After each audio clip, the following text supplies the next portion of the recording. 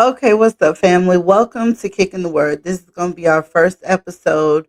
This is where we're going to open up the Bible, break down the stories, and really talk about what they mean. So we're not just reading it, but we're actually going to understand it and apply it to our lives. Today, we're going to dive into the Book of Esther because, y'all, this one was so different for me.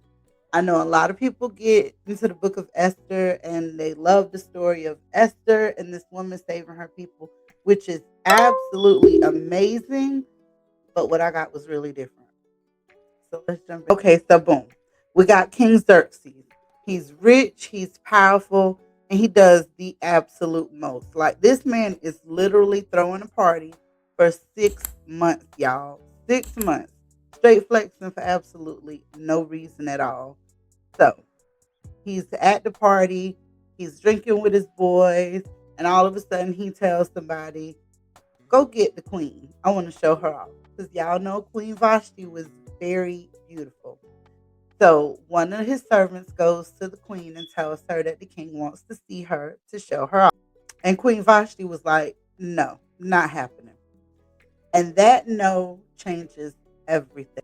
Instead of handling it with wisdom, King Xerxes lets his boys get in his ear and tell him, now you know if you let her get away with this, all the women in the village are going to start rising up on their men and they're going to start disrespecting and tripping on them too. So he lets his boys convince him to banish Queen Vashti. Now let's fast forward. So now the king is realizing that he doesn't have a queen. So now they got to go on a search for a new queen. And this is when Esther steps in. So now Esther, she's an orphan. She was raised by her cousin Mordecai, and she has favor on her life because out of everybody chosen, she's the one chosen by the king. But she keeps her identity as a Jew a secret. Meanwhile, Mordecai, her cousin, is working at the palace gates when he overhears a plot to assassinate King Xerxes. So he reports it back to Esther, who goes and tells the king on account of Mordecai, which saves the king's life. Now, Mordecai gets no credit or recognition for this at all at the time. So now let's move forward to Haman, because here he comes in. Haman's got these pride issues, y'all. Haman is so full of himself, and he just got a promotion. So now the king has made him the prime minister, and everybody has to bow to him when he comes around, except for Mordecai. Because Mordecai is not having it. Mordecai is like, boy, who are you? Stop playing with me. Bowing to who? So instead of letting it go, Haman takes it personal. And I mean, Haman takes it personal. Haman decides, instead of just taking it out on Mordecai, he's going to wipe out all of Mordecai's people. So he ends up getting in the king's ear. Here we go again with the king being easily manipulated. He gets in the king's ear and he convinces the king to sign a decree that's going to take out all the Jews on a certain day. So it gets back to Haman and all the Jews, and they start, of course, losing their minds. Like, the whole city is in chaos. There's so much confusion about what's going on. All the Jews are in mourning. They're fasting and praying, and they're wearing burlap sacks and mourning. And Esther ends up finding out that her cousin Mordecai is mourning at the gate. So she sends a servant out there to find out why. So Mordecai ends up telling Esther what's going on, ends up showing her the decree and everything. And he tells her, okay, listen, maybe you're in this position for a reason. So now Esther has to make a decision. Is she going to stay quiet, or is she going to speak up for her people? What's she going to do? So Esther ends up deciding that she's going to speak up. Esther decides, if I'm a perish, I'm a perish. But instead of rushing into it, she moves strategically. She invites the king and Haman to dinner, where she tells them, come again tomorrow night. I'm going to have dinner again, and I'm going to tell you guys exactly what's going on. Now, Haman walks out of this dinner feeling like he is the man, y'all. He got the king favor, and now the queen is inviting him to dinner. You can't tell this man nothing. So he's walking home on his jolly merry way. And of course, he sees Mordecai, who is sitting at the gate chilling. Now, mind you, the decree is already out at this time. So he's expecting Mordecai to be coming to him, crawling, begging for his life. Mordecai is not tripping on this man. He don't care. It is what it is. He knows the God that he serves. And he knows that redemption is coming one way or another. So Haman, meanwhile, is so livid, y'all.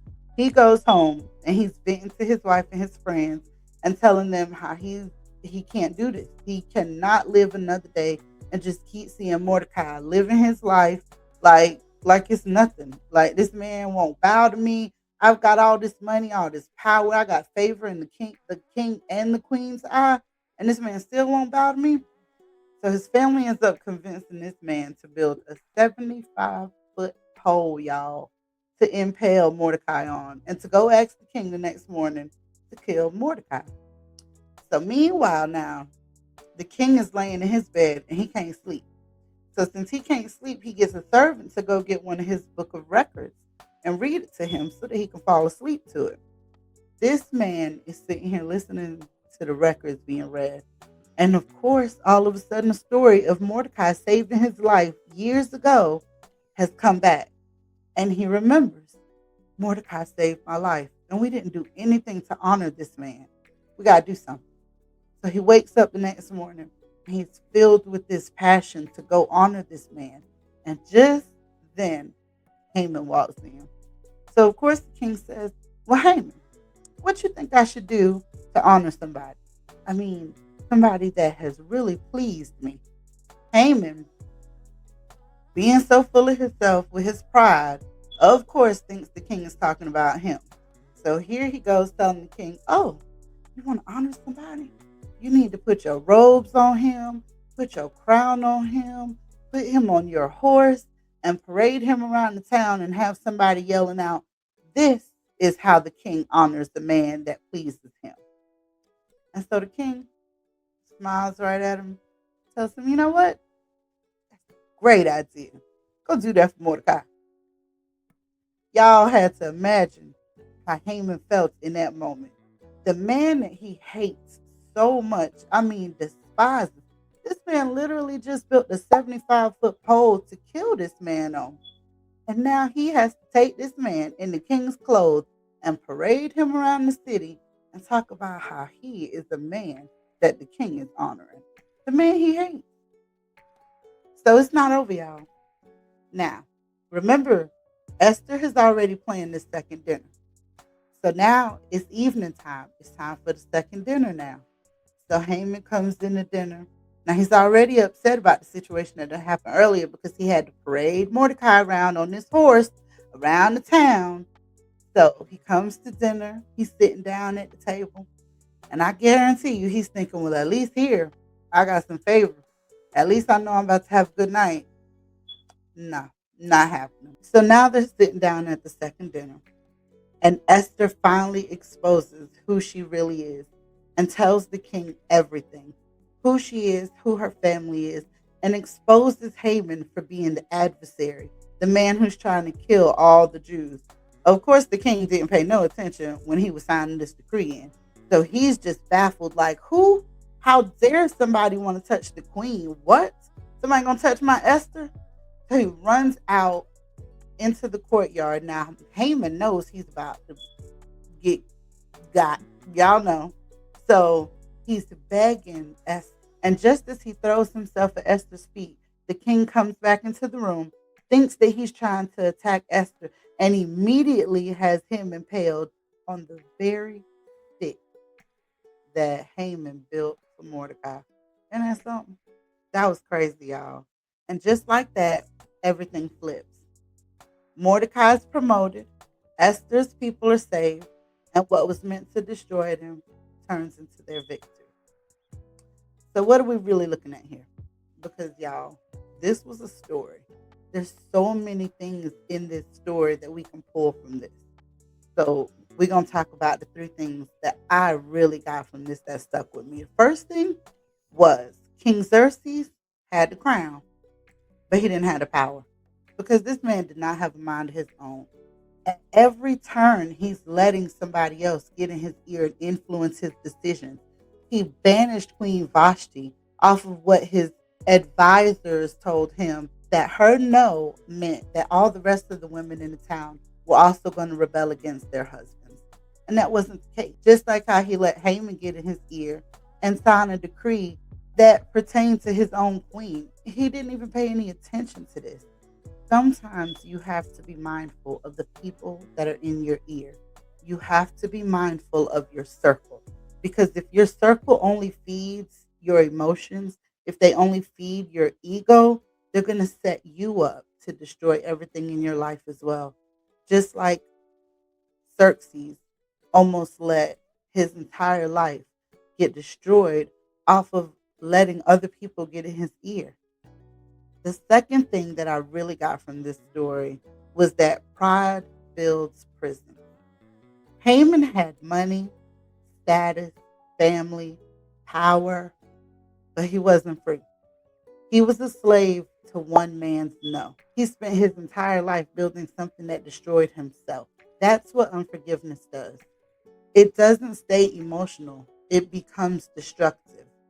Listen, forgiveness is self preservation. When you hold on to hate, you're not hurting them, you're hurting yourself. You're building your own prison with your own hands. Haman died on the very thing that he built out of bitterness. So don't let pride design your downfall. And the last thing that really stuck with me with this story, that was the biggest thing to me, was God moving in silence. Y'all listen, God is the ultimate producer, literally. His name is not mentioned in Esther a single time, not one time, but his hand is on every single scene. He was the one who gave the king insomnia. He was the one who had the servant read that exact page of Mordecai saving the king's life. He was the one who had Haman walk in just at that moment. He's moving in this book in silence. In so many different ways, we see his hand on everything. And yet his name is mentioned in not one time. So I feel like that's the lesson that we need to take in our lives, because sometimes there are seasons when we feel like God isn't moving. We don't see him talking. We don't feel like he's actually listening to us. But sometimes those moments of silence are set up to be our come up. So sometimes we need to remember Esther. We need to remember that silence doesn't mean absence. It means setup. So the moral of today's story with kicking the word is simple. Stop stress. Start trusting God, because in Esther, what looked like a threat was actually a setup for a promotion. So don't miss, your pride could build your trap, but your obedience can be your. And what was meant to break you, God can use to position you. So this was Kicking the Word. Y'all stay tuned next time. Keep your heart clean, keep your circle wide, and keep trusting the process. That's a wrap.